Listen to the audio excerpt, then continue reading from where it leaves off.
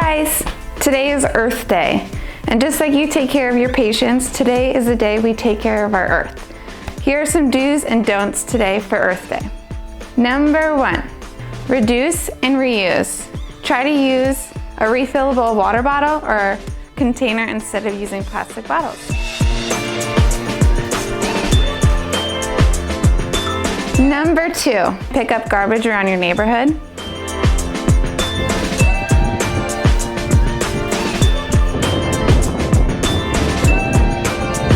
Number 3, try and reduce your carbon footprint. Maybe try carpooling, biking, or public transportation. Number 4, try and do a fun new activity like garden or plant some flowers.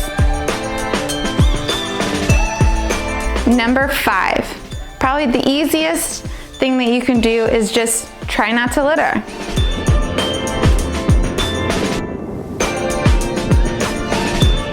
Instead of littering, let's recycle.